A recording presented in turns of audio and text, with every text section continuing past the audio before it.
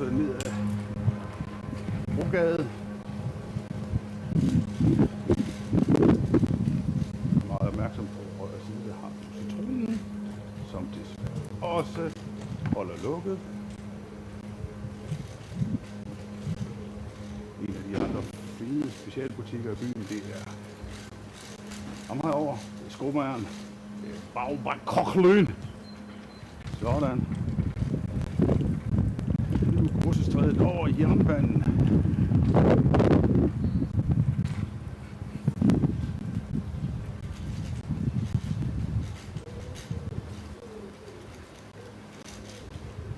Jernbanen og videre rundt. Der har du gåsen. Det er vigtigt at være på Grossestrædet, hvor gåsen er. Og der. Så har vi Jette Steiner. Byens bedste bliver vi nok nødt til at sige. Stadig bedste burger.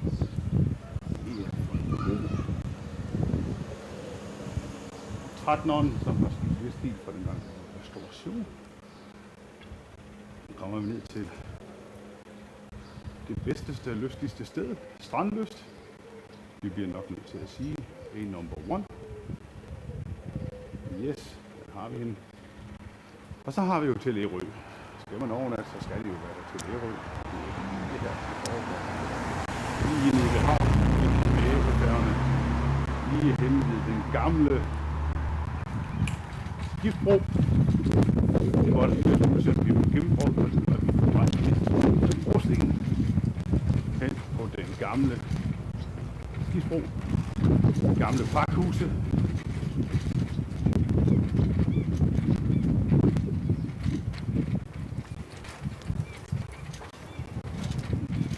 Der er fløjte med tomt. Håber, der kommer mere gang i festen på skole.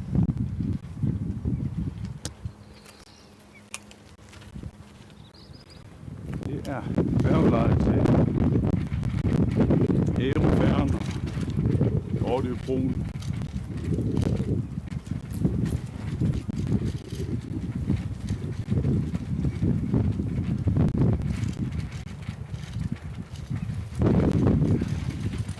Nu er det svært at se lige frem, fordi I som medfølger på denne live-transmission kan jo se, hvor I helst vil se hen. Det er at dreje jeres iPhone rundt. Pakhuset ligger i min køreretning på den højre side.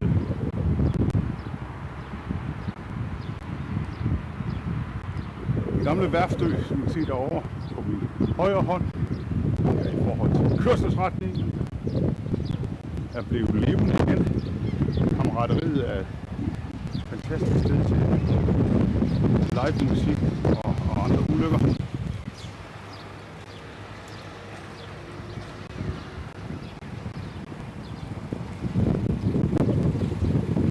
er også de samme mennesker, der står bag vinduer. Vinduer er forhold til kørselsretningen på min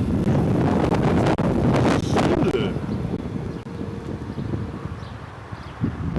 Bakker Ringø, de gamle værste år, så der var stadigvæk nybygninger og renovere de gamle lækre skibe. Så Bjørnesten, der er været i færge.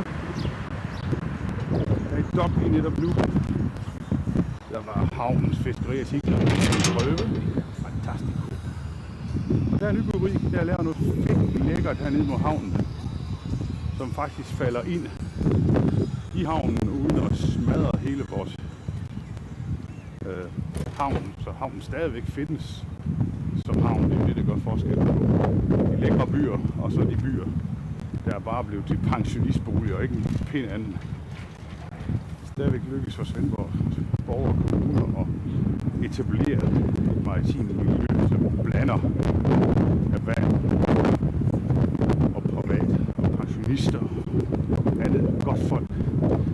Bendix Fiskehandel kan man også få fiskdele, hvis det kan man skal fortælle. De store skibe er begyndt at komme, men de er jo corona-sikker. Det er jo altid en god ting.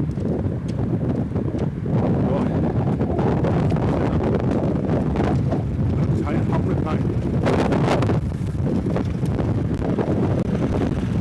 Skaterbanen. Føtex. andet godt.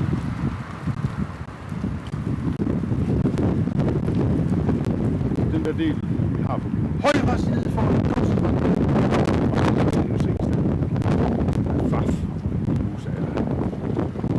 Lige frem. Collective Flows. Og High Place. Headquarter. Svendborg. Det er altså sådan kørselsretningen, og der ligner lige frem og skråt til højre.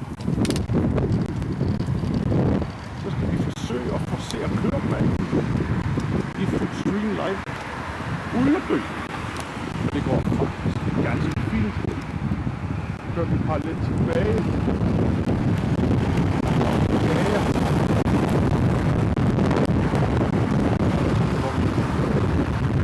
Forhold i en komplekset.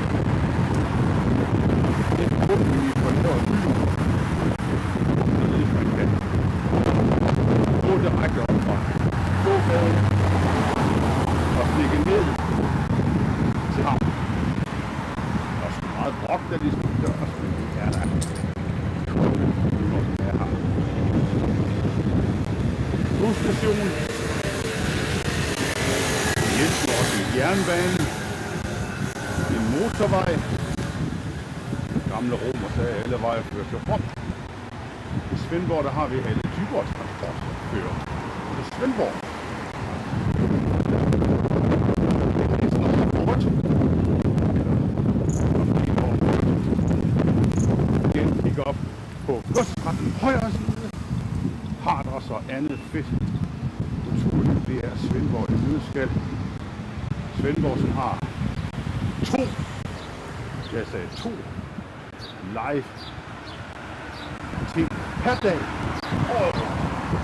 I Svendborg. Der er 7 musikører.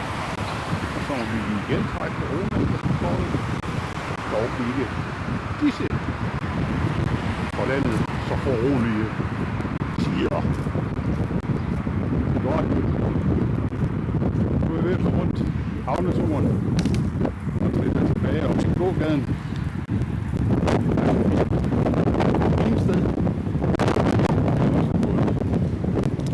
High-end i Svendborg.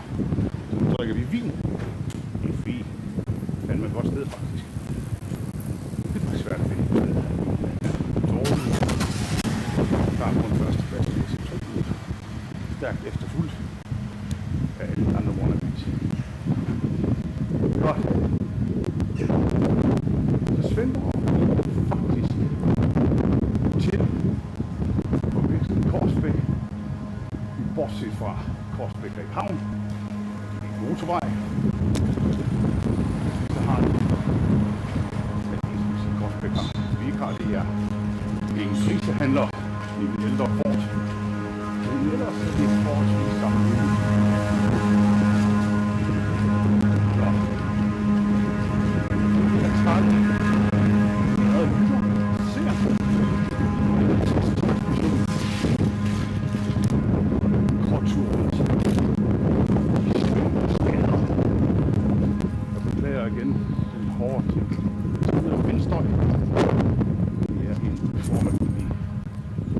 Løst til kommende transaktioner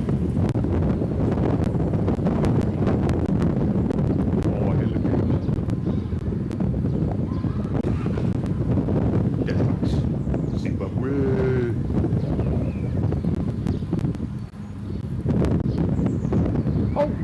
Det glemte vi da en.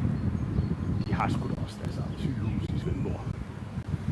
Det var du lige hurtigt kan få lavet. Installation eller brækkearm. Kirkegården for delen også. På min kørselsretning venstre side ligger en af Danmarks ældste fedeste kirkegård, gravpladser fra 1. verdenskrig. De slæbte de sårede herop med skib. Prøvede på at reparere dem. Det kunne man ikke. De var gået i stykker. Og så puttede dem ned her. De var gravet. Fantastisk kirkegård. God tur.